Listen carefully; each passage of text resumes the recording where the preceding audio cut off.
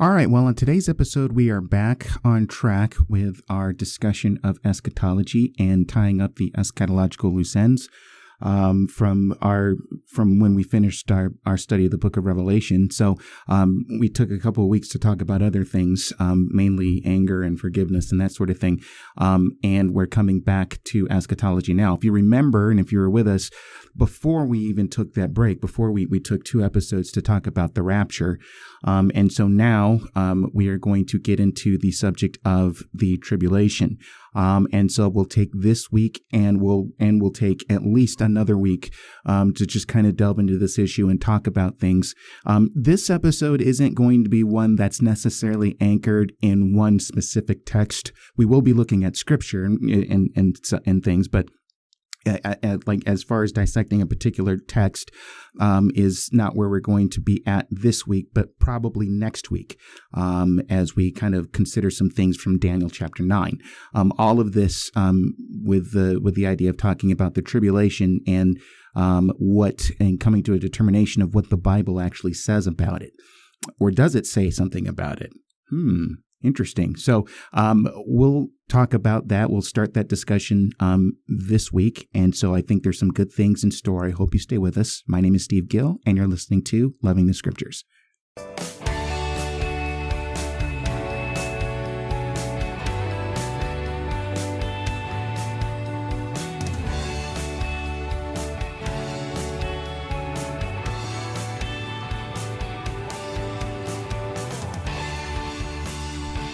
All right, yeah, so we are continuing just kind of a general talk on the topic of eschatology. And again, as I just mentioned a couple of minutes ago, I consider it as tying up some eschatological loose ends. And so in case you're just joining us now, in the midst of this is why I talk about it in that way, is that for the past year and 9 months, we were going through the book of Revelation on this podcast, but based on my belief on how the book of Revelation is laid out and how we interpret it and understand it, we didn't talk much about the rapture, even though there are some people who assign the rapture to certain passages, which I don't, the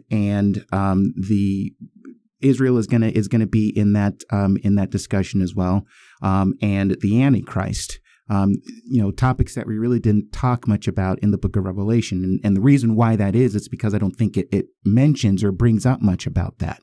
Yet much is discussed in those things, and so after finishing the book of Revelation, we're going back because we can be asking the question: okay, based on how you taught through Revelation, and what is your belief on the rapture, right? And so we spent a couple of episodes talking about that. Like I said, we're going to be talking about Israel and probably going to be talking about the Antichrist as well. But this go around, we're going to be talking about the tribulation. That's another one of those topics that we didn't talk much about. Because if you were with me throughout that study, and I mentioned it more than once, that because let me put it this way: the more common understanding of Revelation, especially from a pre-trib dispensational perspective, is that after chapter 3, so starting in chapter 4 all the way to through chapter 19, pretty much is a description of the 7-year tribulation period. And I was one who said that I don't believe that that's the case. I'll remind you of a couple of reasons why here real quick in a minute. But before I do that, let me get into the shameless plug now, so I don't forget, like I've been usually doing over the past few episodes, it seems like. But just want to give you a shameless plug again for my book, Signs of the End: What Did Jesus Say About His Own Return? And the events that point to it. Amazon.com, BarnesandNoble.com are the two main places where you can order that copy. You can order it at other places too, I'm sure, but I mean, I just usually just throw those out. Again, a book about Jesus' words to his disciples on the Olivet Discourse about the end of the age, Mark 13, Matthew 24, and Luke 21. Read it and be blessed. Speaking of my book, you're going to hear me probably more. You've heard me, I think, a few times on the last 2 discussions on the rapture, and you're going to hear me now in the discussion of the tribulation I'm guessing maybe not so much when we talk about Israel. I'm not sure, but and then again when we talk about the Antichrist, I'll probably say you'll probably hear a recurring phrase from me saying that I wrote about this in my book, so forth and so on. And I'm going to keep referring to the book because if I just go by everything that I wrote in the book, we're going to be here forever. And that's not even saying that my book is big. It's not. I mean, you can probably read it in a week if you set aside a reasonable amount of time each day. So it's not a huge book. But the goal here isn't to go over everything I wrote in the book. I'm actually even expanding on some things regarding the book because even as it related to the rapture. Remember, we took a little bit more of a detailed look at 1 Thessalonians 4, and while I did mention some things in the book and lay out things in the book, that's not everything that we discussed is not in the book. I don't go into great detail on 1 Thessalonians 4 in the book. I mention it. I quote the scripture. I give a few thoughts regarding that, but we don't do a verse by verse examination of it in the book.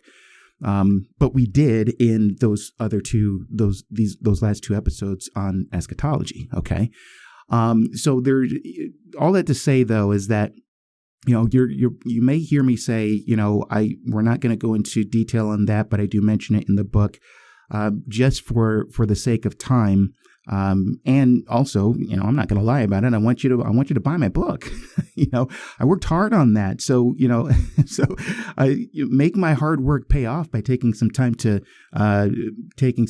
read it. But I will bring up this one thing, is that, it was probably sometime last year a little bit before summer, if I had to guess.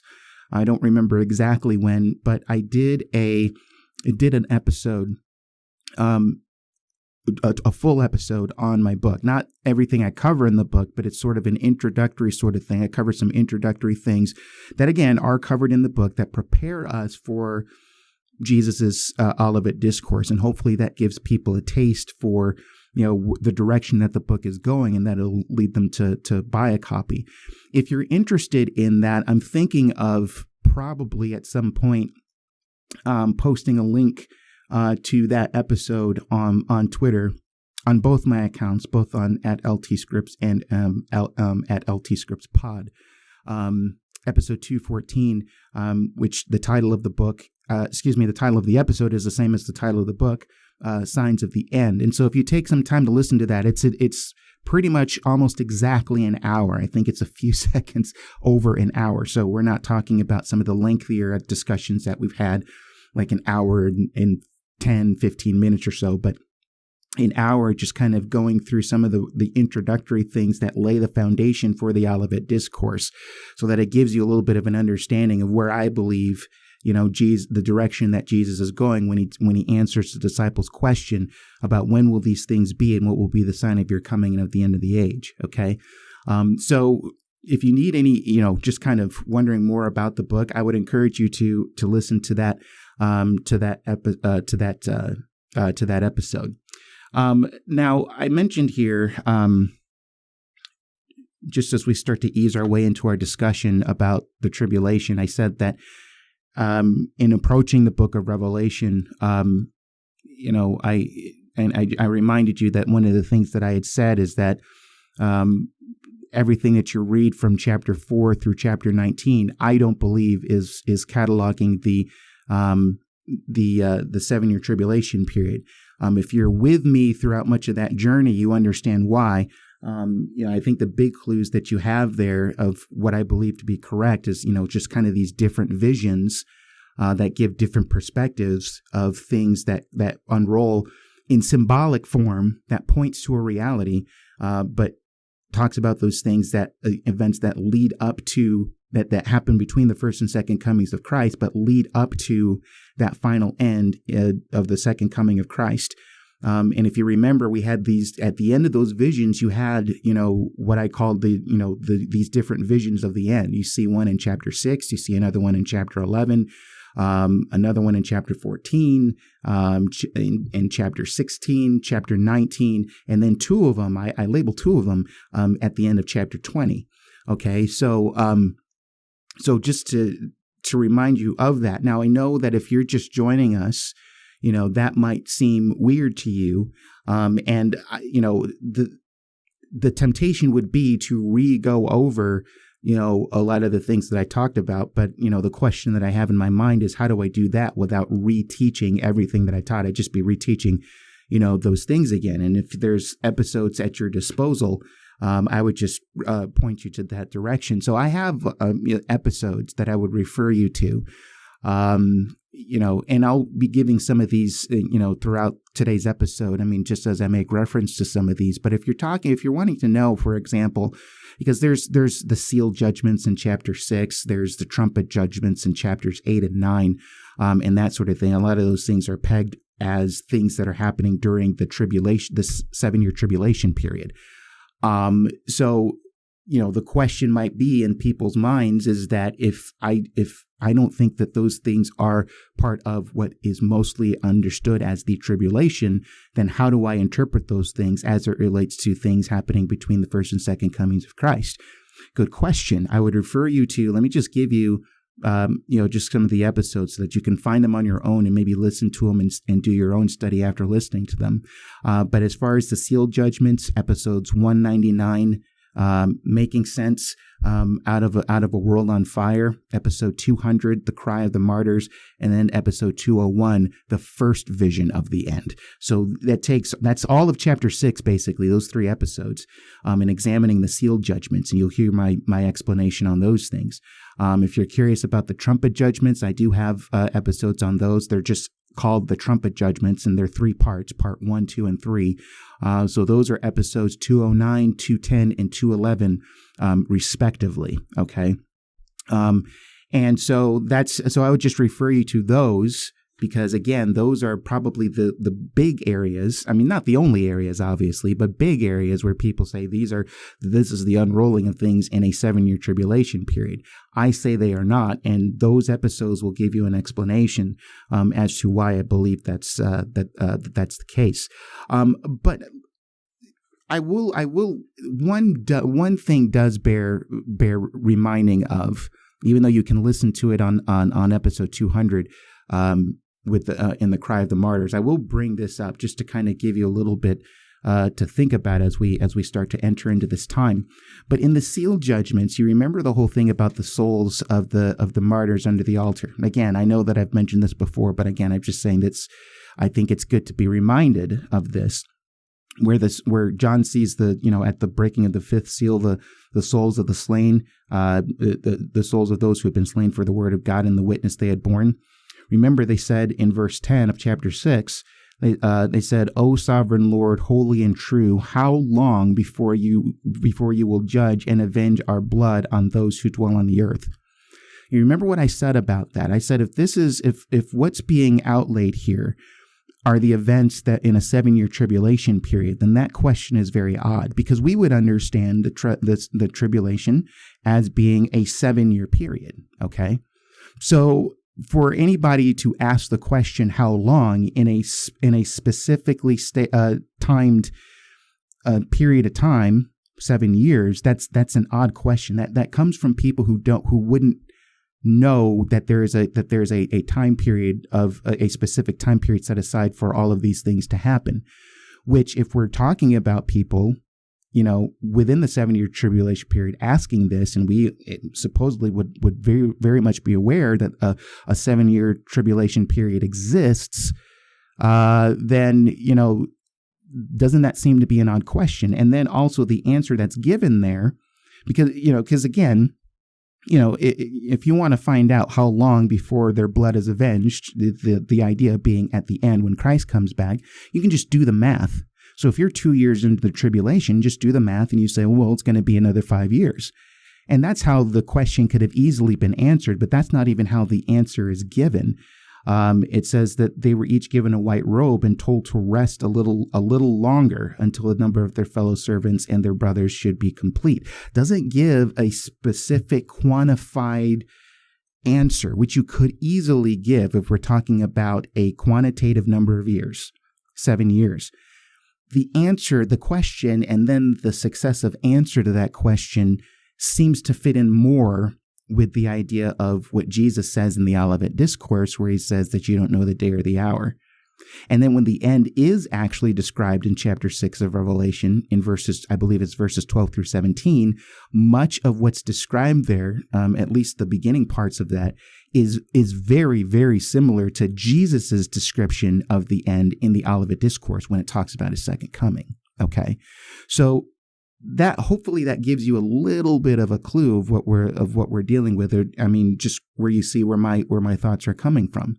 Now, as far as the tribulation itself, I mean, part of the question that might be on people's minds is that, okay, it's evident that you're like, just based on the discussions that we had last time about the rapture, that you're not pre-trib.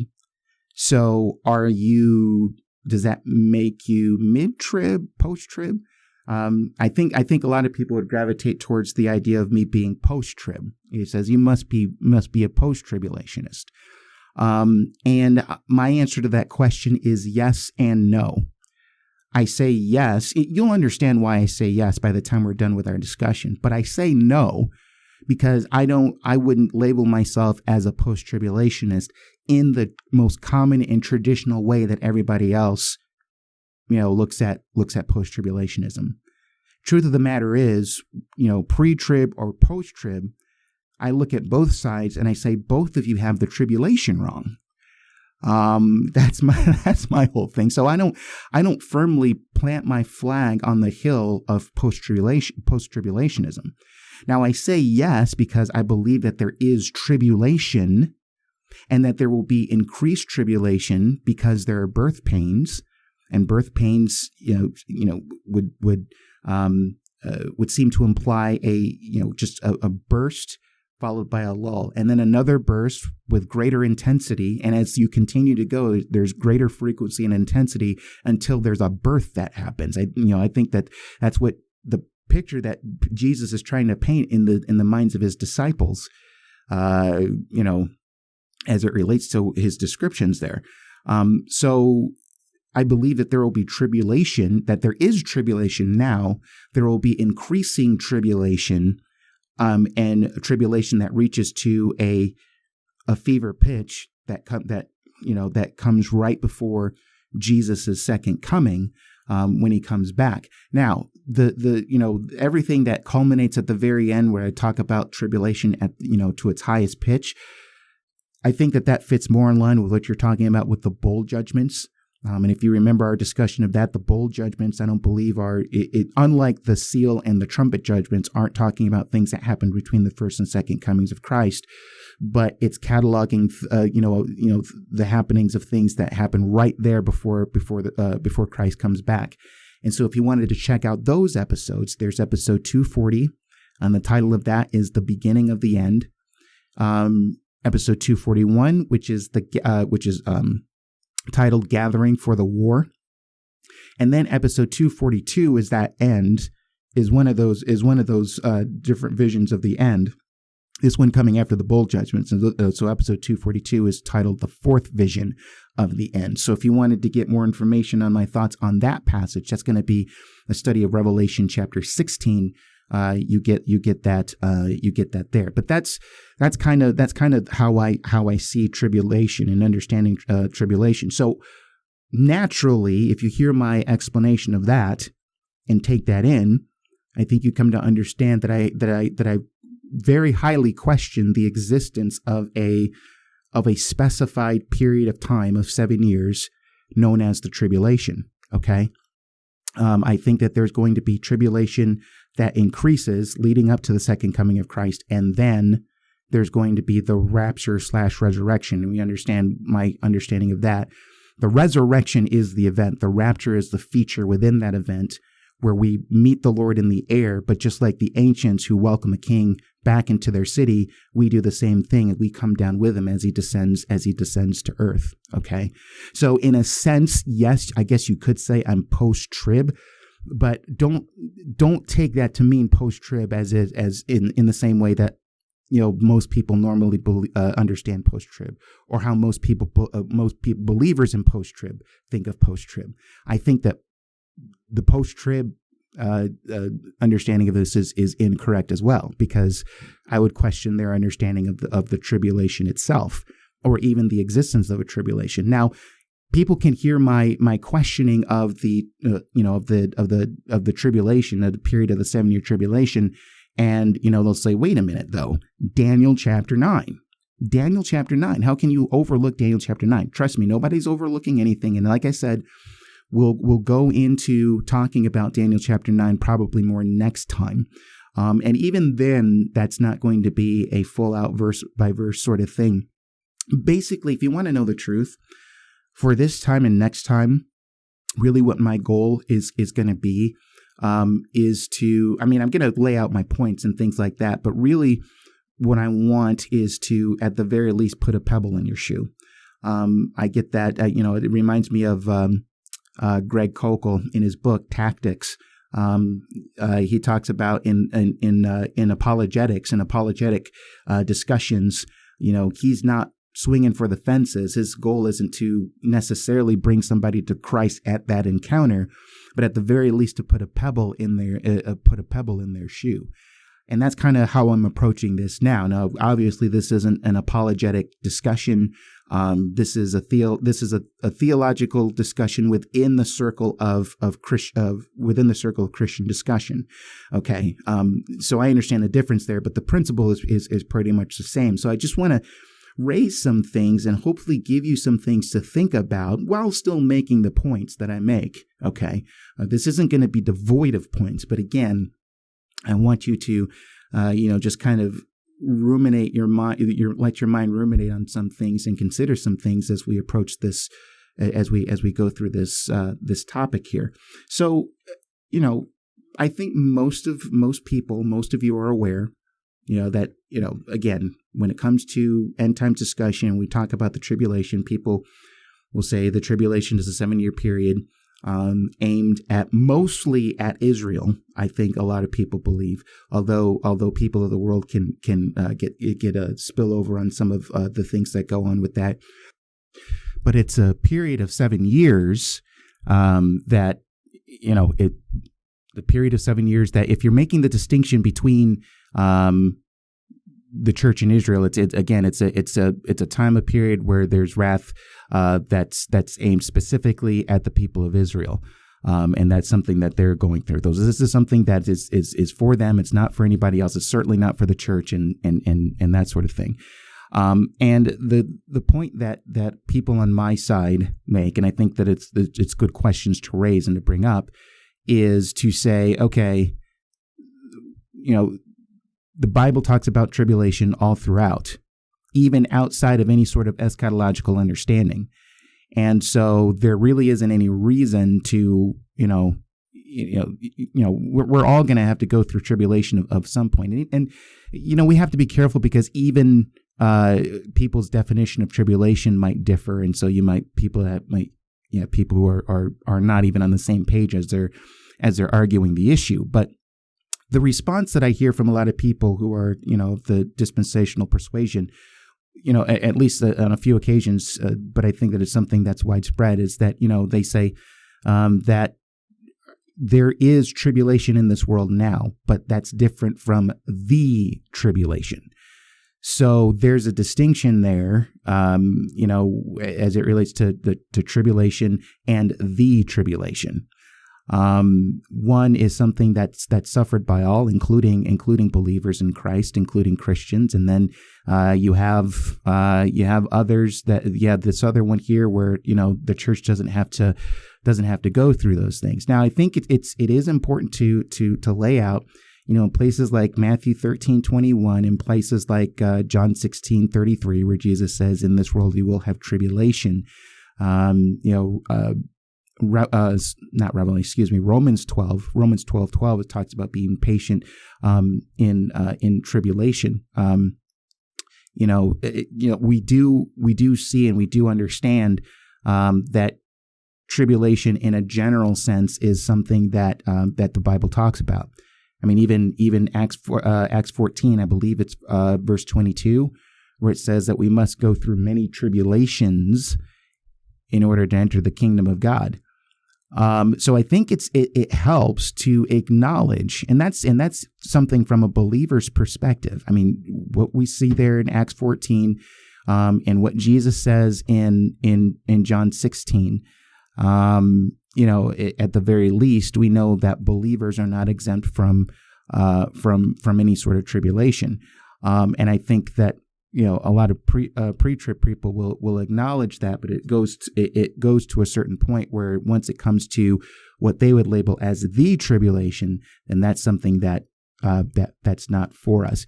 Now, some people will accuse pre-tribulationists of being escapists. I think maybe that's the term that they use for it. In other words, you're just wanting to escape trouble and hardship.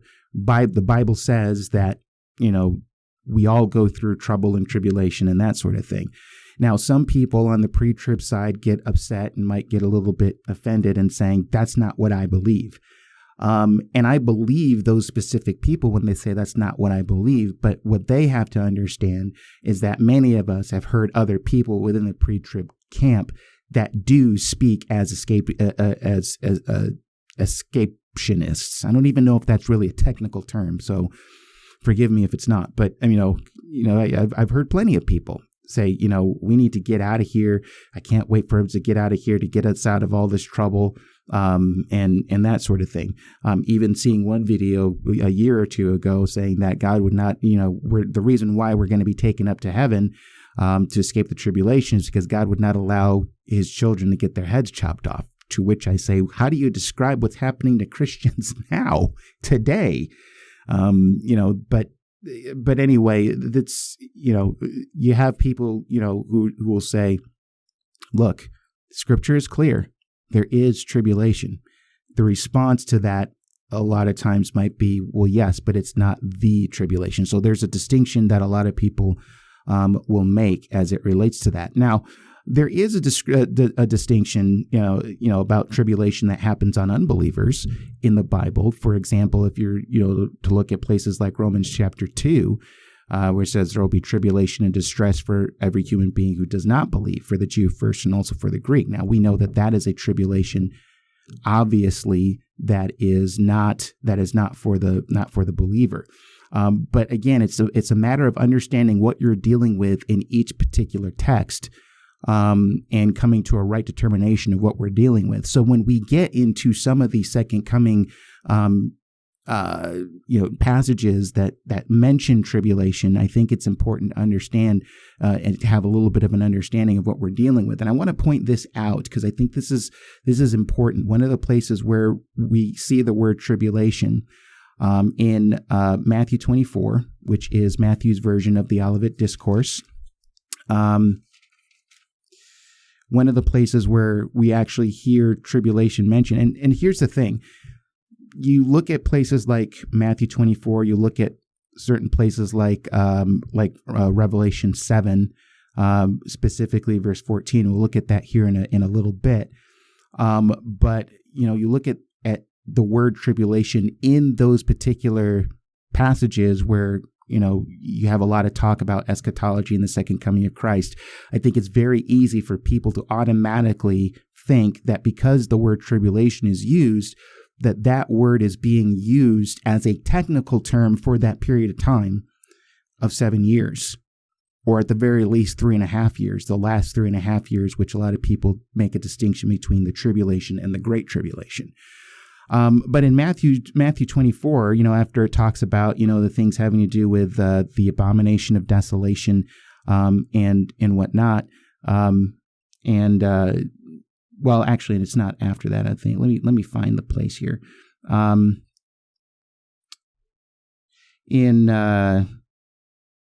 Actually, it's verse 21. So yeah, it is after, let me start in verse 15. And again, let's look at this from the perspective of what a lot of people understand this to mean.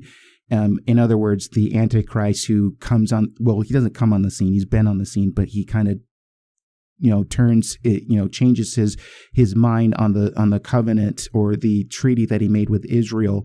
And that's when, things get really bad and you get into the whole thing of the Great Tribulation and things like that. In verse 21 and working our way to, in verse 15 and working our way to verse 21, this is what it says. It says, "So when you see the abomination of desolation spoken of by the prophet Daniel, standing in the holy place. Let the reader understand. And let those who are in Judea flee to the mountains. Let the one who is on the housetop not go down to take what is in his house. And let the one who is in the field not turn back to take his cloak. And alas, for women who are pregnant and for those who are nursing infants in those days. Pray that your flight may not be in winter or on a Sabbath. Now, here we go, verse 21. For then there will be great tribulation, such as has not been from the beginning of the world until now, no, and never will be. So again, because people have been inundated with the term tribulation and great tribulation, given what Jesus is talking about here, given the fact that he's answering the disciples' questions about the end of the age, and you see this whole thing of great tribulation, we say, oh, okay, Jesus is using the technical term about the tribulation, that 7-year period, and that's what we're discussing here. And just given what we believe in Revelation with the seal judgments and the trumpet judgments and all the things that we assign to our imaginations regarding that, we naturally think that yeah, that is going to be great tribulation. So when verse 21 says, for then there will be great tribulation such as has not been from the beginning of the world until now, no, and never will be, we think, yeah, we believe that. Okay. So we think of the great tribulation and we think of the 7-year period. Now here's the thing. Again, remember the context is key here. And I feel like I have to sneeze. So if I pause and sneeze, please excuse me in advance. But there it is. There it is. It was lingering there at the edge of my nose, and I was wondering if it was going to come or not. I don't feel any more coming, so I think I'm done here. But remember the context here that makes Jesus launch into this Olivet discourse here even to begin with. Because remember, they're walking, they left the temple in verse 1, and they're going on their way, and the disciples, it says there in verse 1, it says, Jesus left the temple and was going away when his disciples came to point out to him the buildings of the temple. Now, what does Jesus say? In verse 2, but he answered them, you see all these, do you not? Truly I say to you, there will not be left here one stone upon another that will not be thrown down. And going into verse 3, as he sat on the Mount of Olives, the disciples came to him privately, saying, tell us, when will these things be, and what will be the sign of your coming and of the end of the age? Okay? So, now, I think I just want to lay out here, and again, I talk about this in the book, but when they're talking about the end of the age, their natural thinking is that the destruction of the temple is going to be a demonstration at the end of the age has come about. So they're looking for the signs of the end of the age, and one of the big ones being the destruction of the temple, and they say, when will these things be? Now, what are these things? It says, when will these things be? Well, I think it's obvious that, it refers to Jesus talking about not one stone being left on top of another regarding the temple. Now, I mean, it doesn't take a great amount of thought to really figure this out here, because as they're leaving the temple, the disciples are calling to Jesus' attention the building of the temple and its stones and everything like that. The temple that they just left and is right there in their midst, in their presence. And they say, Jesus says, not one stone will be left on top of another. So what do you think the disciples are thinking? They're thinking he's talking about this temple that we just left. And so they ask about this temple that they just left. So do we honestly think that when Jesus starts to answer their question, that he somehow bypasses the destruction of the temple that happened in 70 AD? He's not talking about that, but he's talking about a future rebuilt temple in Jerusalem? That doesn't make an ounce of sense. The disciples are asking about this temple here that we just left. And Jesus, as part of his answer, there's more to the answer that, as he unrolls things, but even specifically as it relates to the temple and the abomination of desolation and everything, he's talking about this temple. Now, this whole thing, if we're talking about a future tribulation temple, there would be an easier argument to embrace if 70 AD didn't happen, but it did, perfectly fulfilling what Jesus had talked about in the Olivet Discourse regarding the temple. So I'm wondering why so many people are wanting to bypass the destruction of the temple in 70 AD, so that when it comes to what he talks about in verses 15 and following, people without batting an eye will say he's not talking about the temple in 70 AD, the temple that we know historically and that we know is documented historical fact did fall, and that not one stone was left on top of another. He's not talking about that. He's talking about a future tribulation temple. That doesn't make any sense. Okay. How could the disciples be asking about this temple here, and then Jesus doesn't answer their question about this temple here?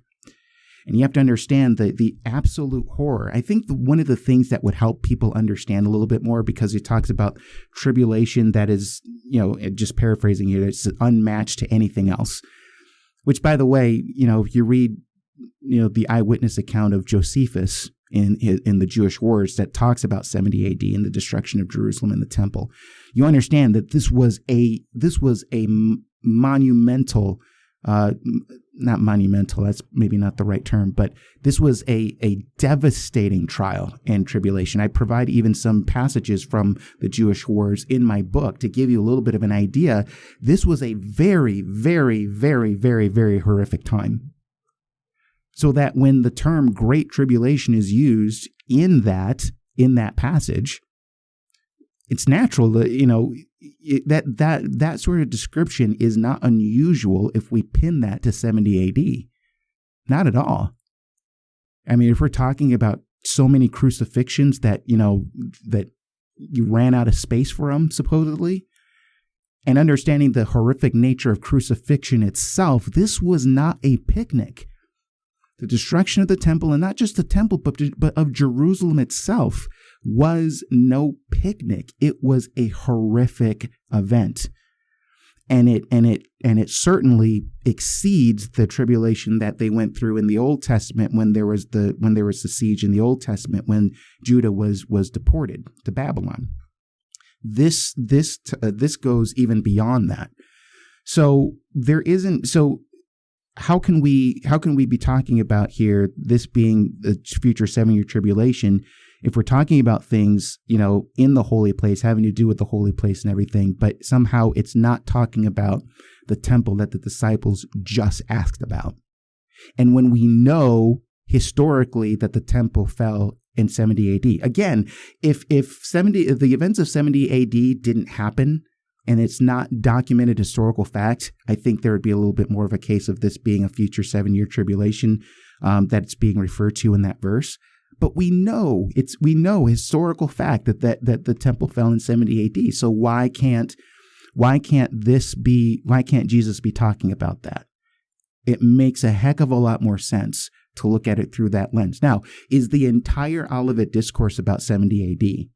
No, I don't believe that it is. I think taking an exclusive futuristic perspective on it is incorrect, and I think that an exclusively preteristic approach to this is incorrect as well. So how do you navigate between those two perspectives? Well, I talk about that in the book. See, there again, there's one of those references. I refer to it in the book. Won't go through it. Won't go into detail on that here. But hopefully you'll order a copy of the book and read it for yourself. But do you see what I'm saying? See what I'm how we can understand this here? And so again, the same thing, it's kind of talked about, I guess, when we're talking about Revelation chapter 7, and when we're talking about the great multitude here in Revelation chapter 7. And the verse of concern here is verse 14, but for context, let me read verse 13 as well, where it says, "Then one of the elders addressed me, saying, 'Who are these clothed in white robes? Who are these clothed in white robes, and from where have they come?' Now verse 14, I said to them, 'Sir, you know.' And he said to me, these are the ones coming out of the great tribulation. And so there people will grab onto that and they'll say, see, there it is. There's the tribulation period, the 7-year tribulation period. And here it's called the Great Tribulation. So these are people who have come out. And some people might look at this. I mean, when I was trying to figure things out years ago, when I was first trying to make sense of all of this, I thought that maybe this was referring to the rapture. And I think even today, some people might refer to this, the great multitude seen in heaven, as people who are raptured. And so therefore that gives credence to a pre-trib rapture. Listen, I don't think that this is anything talking about the rapture of the church. I think that these are people who are in heaven, and these are people who have died in the Lord. Again, I went over all of this when we explored chapter 7.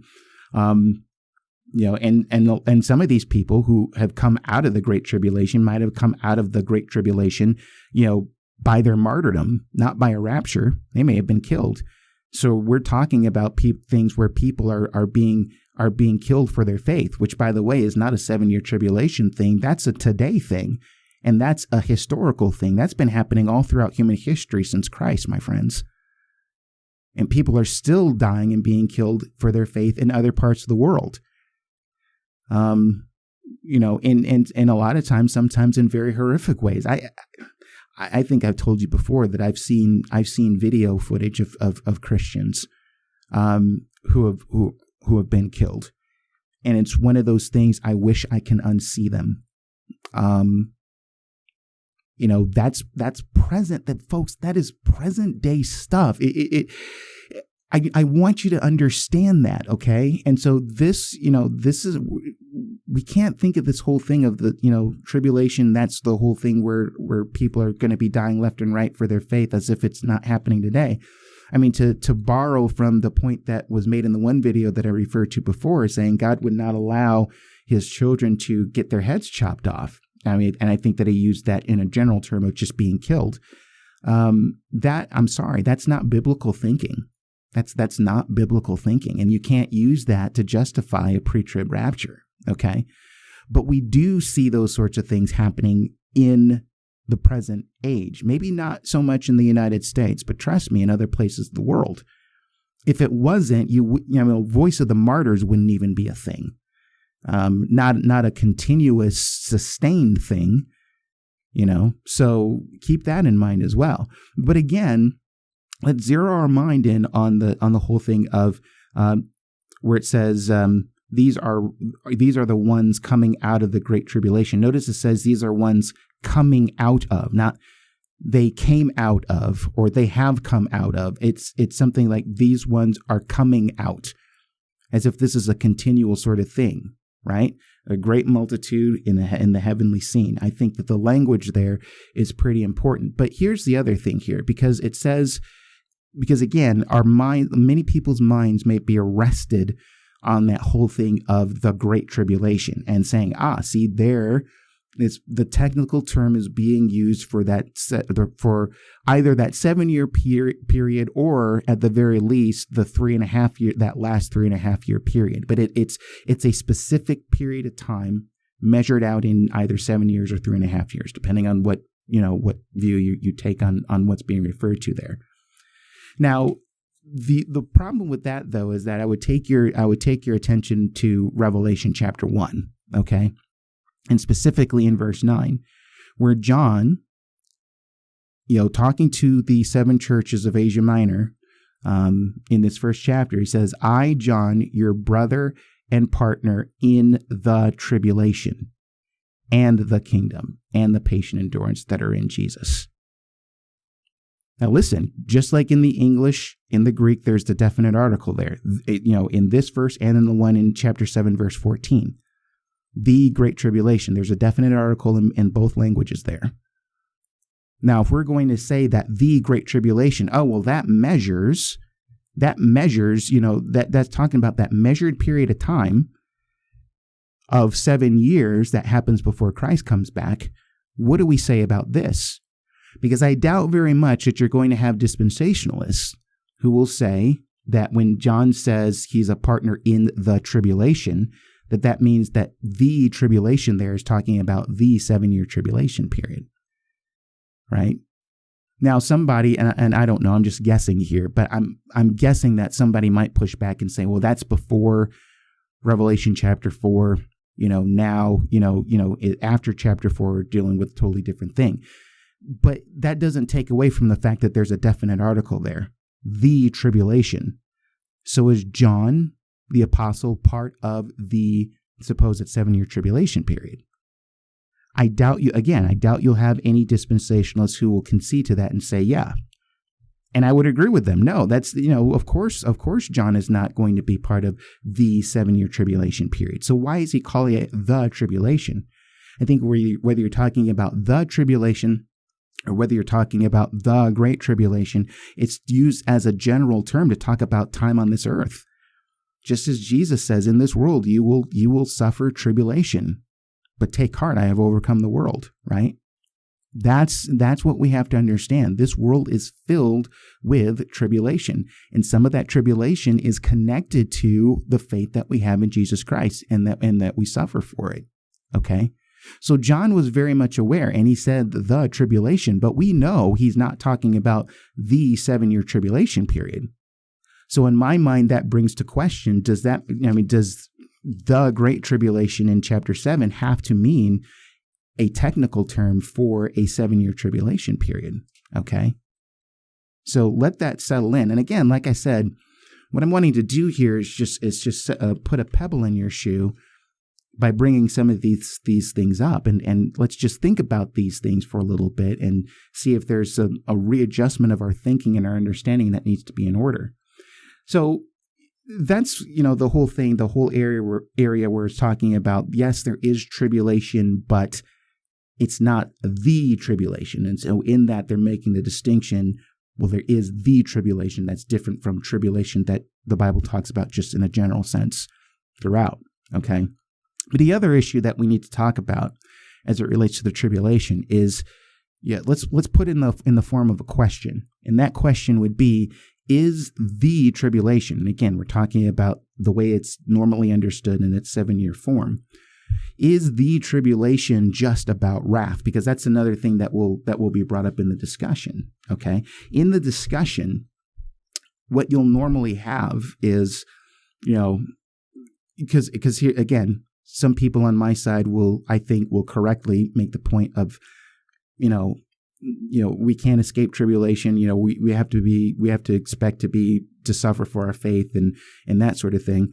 But the pushback that I normally hear a lot of times will be a pushback where they'll major on the tribulation being about wrath, not so much persecution, but about wrath.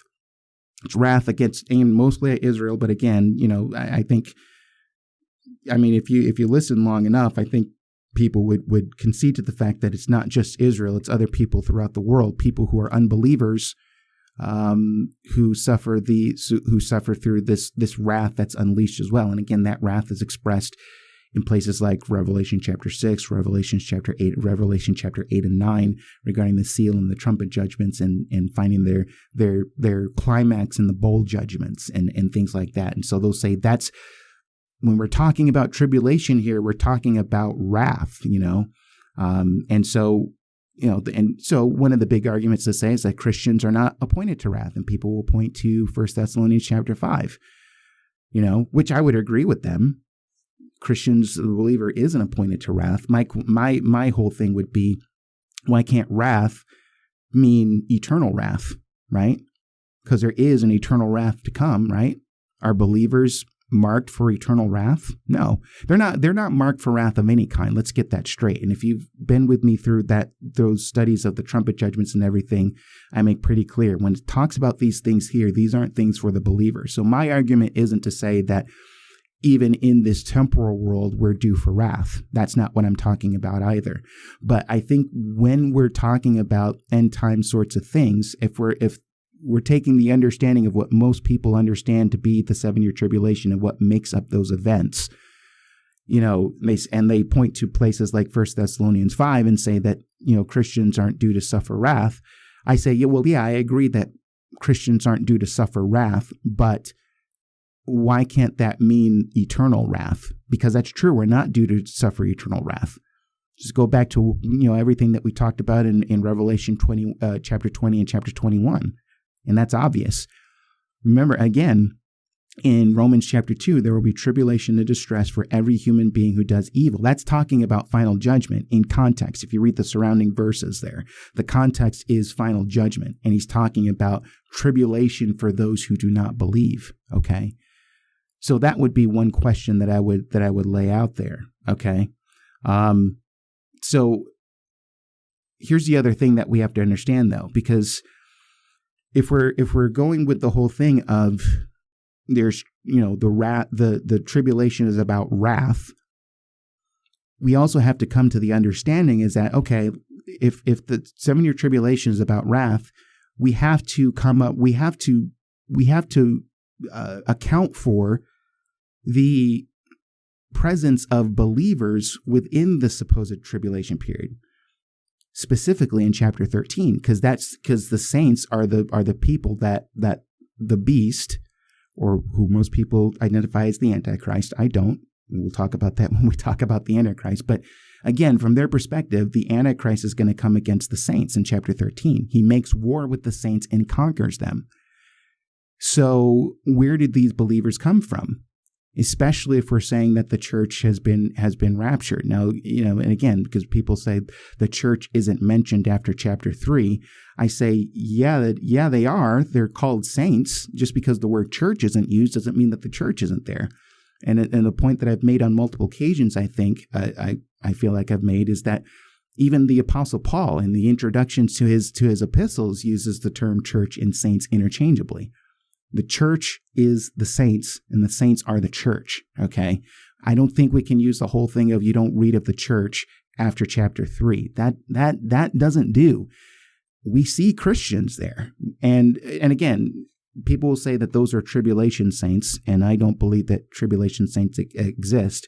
I will refer you, just as I've referred you to other episodes, I'll refer you to episode 277, entitled, Will There Be Tribulation Saints? And you'll hear my explanation as to why that can't be the case. But again, for the sake of argument, let's assume that we are dealing with, in chapter 13, people who got started out in the tribulation, and, because of the ministry of the 144,000 who preached the gospel, which none of the texts say that they preached the gospel. But again, from their understanding, the gospel is preached, and yes, some people come to faith. And so that's where these tribulation saints come from. And that's who you see who are being oppressed by the beast or the Antichrist. My whole thing is that if you have believers there, even though that these are people that came to faith during the tribulation, I think that cripples to a very large degree this whole understanding of the 7-year tribulation all around. Okay? Because listen, we'd have to ask the question, we can start out with the basic question, which we've already answered from the pre-trib perspective. But the question would be, will people get saved during the tribulation period? Dispensational premillennial side will say yes. Again, the saints are there in chapter 13, and they're being oppressed by the beast. So we know that, okay, those are people who got saved during the tribulation, is what they would believe. So if that's the case, then why don't they get raptured? See, here's the thing. I laid this out, and I didn't lay this out on Twitter, and this was been a while ago, and I didn't lay this out to start an argument. And I prefaced this by saying, not trying to start an argument here, just trying to understand the perspective better. But for anybody who's pre-trib, what happens? Is it possible for people to get saved during the tribulation? And if they do they get immediately raptured after coming to Christ? And if the answer is no, then what purpose does God have? What purpose do they have on earth for the rest of the tribulation period? Okay. And this was so unusual because I didn't get a single response. And if you sit down and think about it a little bit, you understand why. Because you come upon a conundrum. Because if people can get saved during the 7-year tribulation period, then the question would be, if they don't get raptured, why don't they get raptured? If they come to Christ, they're just as much children of God and people who belong to Christ than the church does. And if the purpose of the pre-trib rapture is for them to escape wrath, then why doesn't that apply to them? The fact that they come to Christ after the rapture shouldn't make much of a difference. I'm sorry. There's things going on upstairs. I don't know if you hear that. They're dragging some things upstairs. So if you hear that, I apologize. Anyway, but if they come to Christ during the tribulation, why don't they get raptured? If the answer to that question is no. To the question, when they come to Christ, do they get raptured? No. And we know the answer to that question because we see them being oppressed by the beast in chapter 13. So if the answer is no, then what purpose do they serve on earth? If they don't get raptured right away after they come to know the Lord Jesus Christ in a saving way? Now, I can only guess as to what the answers might be. So I quote tweeted my own tweet regarding that issue like maybe a few days later, saying, "Look, I'm still trying to understand, this whole thing here. Can somebody help me out here?" And I did get somebody who responded, and they said, during the tribulation, people will essentially. She said that people will come to know the Lord Jesus Christ during the 7-year tribulation period. And that's the extent to which it went. And I said, and I prodded further, and I said, "Thank you for your response." And I really do mean that. Thank you for I like to thank people for replying to that. And I said, but so do they get raptured? And if not, what purpose do they serve on earth for the remainder of the tribulation? And I never heard anything back. And that was several months ago. But again, if you think about it for a little bit, you realize that if you think about it along those lines, you hit up on a conundrum there. Because if somebody were to say, okay, the purpose of those people who got saved during the tribulation would be to preach the gospel, well, then the question would be, well, isn't that what the church was doing before they supposedly got raptured? That was the mission of the church. Go and make disciples of all nations. That was the church's marching orders from the time that Christ ascended until now, and what I believe would be the case until Christ comes back. Okay, so the question would be, why does God take the church away that was tasked with that, and then they're replaced with initially 144,000, which again, by the way, I don't think Scripture says anything about them doing that. And then these people who come to know the Lord Jesus Christ, and then they're not raptured after they come to the Lord Jesus Christ. If the answer is, well, then they have to preach. Well, then the whole thing is, well, then that was what the church was doing. Okay. Now, as it relates to the church and the 144,000, here's an interesting thing. Years ago, I think I remember I told you about the Sunday school class that was taught by a dear brother of mine, in the church, and he was teaching through Revelation, and he was teaching through it from a dispensational premillennial understanding. And I was sitting down on one of them. I didn't go to everyone every week, but every once in a while I'd pop in and sit in on one. And one of the people in the class brought up the question, what is the purpose of God? And he wasn't trying to make a point. I think that he was really curious about this. But he's like, what is the purpose of Christ taking his church out of the earth and up to heaven, and then replacing them with 144,000, supposedly evangelists who are going around and preaching the gospel? And it was interesting because the answer that was given was, well, because the church today, they're really not up to the task. The church today is lackadaisical. The church today is more worried about entertainment, ministering to felt needs, and he started going through a short list of things that are wrong with the church, things that are recognizable as far as complaints having to do with the American church.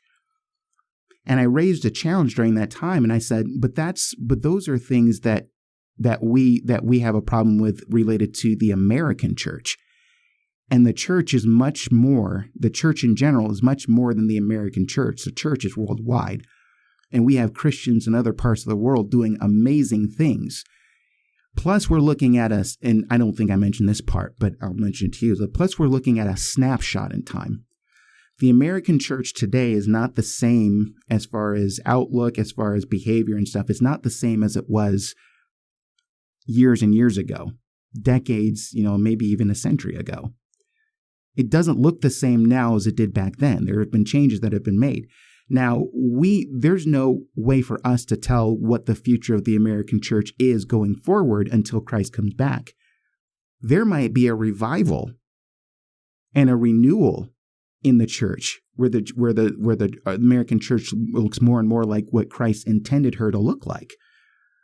So you can't take a snapshot in time of one cultural church, that being the American church, and let that inform the way that you read Revelation chapter 7. And having this understanding that the 144,000 are going to be preaching the gospel. You see what I'm saying there? So it's those sorts of things that we have to look out for. But again, whether you're talking about 144,000 or even with these new believers who come to faith, and if they're not raptured after they come to faith, and we ask the question, why aren't they raptured? Because wrath is not so much for them as it is for the people who got raptured before the tribulation. If the answer is, well, they got to stick around and preach the gospel, then the whole thing is, well, then why did the church was doing that before? So what's the difference, right? And again, we have to take into consideration the whole big argument about this whole thing, about the tribulation, and even the fact that that believers aren't going to be in the midst of that, is that, again, believers are not appointed unto wrath. And I would agree with that. But if that's the reason that you would use to say that, the church gets raptured up into heaven, and then you have this 7-year period known as the tribulation, we have to ask the question, if those people who get saved during that time have to stick around to preach the gospel, what about the wrath thing? Are they supernaturally protected, during that time related to all of that? That might be a possibility, right? If the answer to that question is yes, then the follow-up question would be, well, then how come God's not able to supernaturally protect his people from wrath on this earth? Why does it take a rapture to heaven in order to protect them from wrath? You see what I'm saying there? So you get these complications, at least for the way that I see it there. And I think the fact that you have so-called tribulation saints within that whole thing really cripples to a very large degree the whole idea of a 7-year tribulation to begin with. Because once you start unpeeling things here, you come to understand, well, wait a minute, it really doesn't make any sense for the church to have been raptured. So you either have to be one who says, okay, maybe this is post-trib after all, or maybe there isn't a 7-year tribulation period, and we're just dealing with tribulation that happens in increasing measure in human history between the first two comings of Christ that comes to a climax right up to the second coming of Christ, right? So there's a lot of things, there's a lot of elements there, it seems like, that don't seem to make sense there. So again, like I said, the idea here is to put a pebble in the shoe there. And I want you to really kind of think a little bit. I think it's good to start out our discussion on this episode, which is covering what we've covered there, and then next time going into Daniel chapter 9. Because what I want you to do is just, if you are of the other persuasion, maybe you're not, but if you are of the other persuasion, first of all, thank you for listening. I really do mean that. I appreciate you taking the time to listen to an opposing view. But take some time to think through some of those things and let your mind ruminate over those things. Do it prayerfully. And after you do that, we come back to our examination of Daniel chapter 9 and start looking at that. And what I want to do is I want to point out some highlights from that passage. Again, putting more pebbles in the shoe there to kind of get us to think a little bit more about, is this understanding of the 7-year tribulation an accurate one? Whether you're pre-trib or post-trib, because again, if you're doing the traditional common understanding of the post-trib people would have the same sort of understanding, I think, about the tribulation as it's laid out. A lot of them anyway. Some of the beliefs might vary, but they do think of a period of time known as the tribulation that lasts for 7 years. I don't think they get that correct either. So whether you're talking pre or post, I think that the idea of the tribulation is incorrect. And I say but again, I'm not on an island all by myself. There is a particular view and that sort of thing that would bring up the question just like I would. Okay, so I'm not making bold and prideful assertions that only I hold. Okay, I don't want to give that impression. Okay,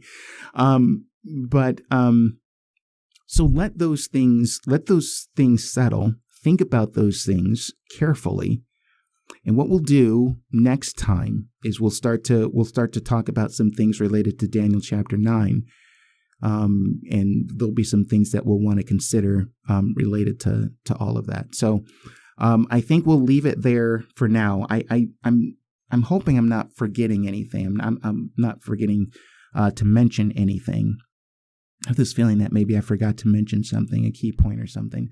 If I did and I realize it later, I'll bring it up on the next episode. But I think we're good for now. I think I laid out everything that I wanted to lay out now. So we weren't anchored in a specific text this week, but we will next time when we look into Daniel chapter 9. Okay, and specifically verses 24 through 27. Again, like I said, it's not going to be an in-depth verse-by-verse study. That would take, I think that would take a long time as well, more time than what I would like to leave there, to have there. Again, the whole question that we're asking is, what about the tribulation? And that's in connection to tying up the eschatological loose ends after finishing the book of Revelation. So I'm hoping that you understand, okay, if what you laid out in your study of the book of Revelation isn't the tribulation, then what about the tribulation, and how do you come to that understanding? Okay, so that's basically where we're going. That's the question that I'm attempting to answer, and hopefully you've gotten part of that answer now. Now we want to look at a specific text and make a few points here that I think will be interesting. Okay, so we will leave it there.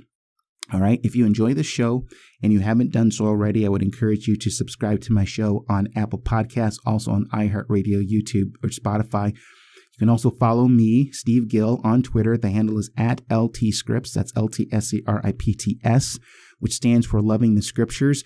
And also my other account that's geared almost exclusively to the podcast, although I do some podcast things on my main one. But I mean, the other account on Twitter is @LTScriptsPod. That's LTSCRIPTS POD. Okay. And that's the other account. And please follow, both of those. I would really appreciate it. And then don't forget to order a copy of my book, Signs of the End. Amazon.com, BarnesandNoble.com are the places that you can order a copy of that book. All right, friends, I think that's sufficient for now. So we'll leave it there. My name is Steve Gill, and I will see you right back here next time. Bye now.